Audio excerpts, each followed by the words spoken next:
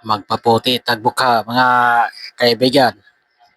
May nabili akong ito, baking soda. Baking soda. Ito siya puti. Marami kasi ako nakita sa YouTube na gumagamit.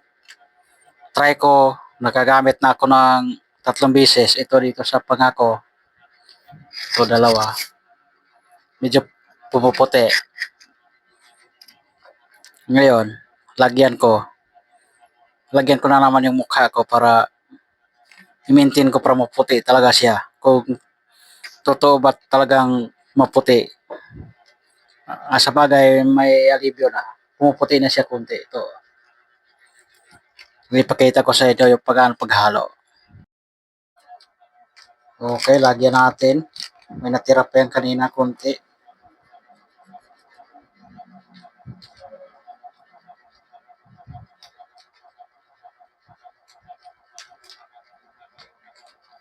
Lagyan natin ng kunting tubig.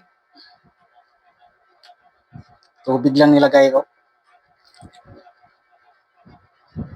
Yung iba yung nakita ko, naglagay sila ng oil, baby oil.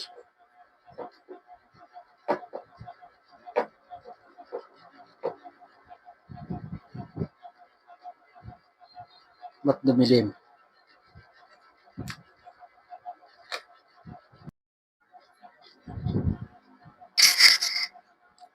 Ito na siya. Ayan. Puti kasi yung nilagyan ko eh. Ipahid na natin sa mukha.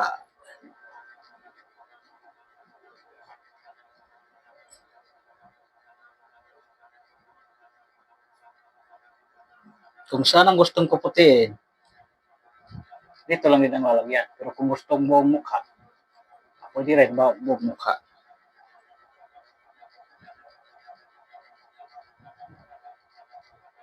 Ang nakakahiya sa akin, kilikili ko. Buti na lang kunti may pumuputi na rin.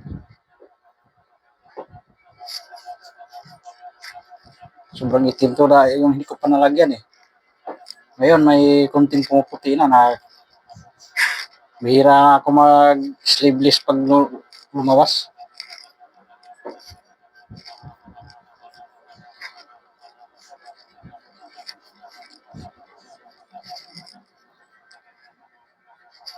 So kung alin lang ang puputiin, yun man din ang lalagyan. Kung gusto mong buong katawan mo, ay di, pwede rin buong katawan ang lagyan.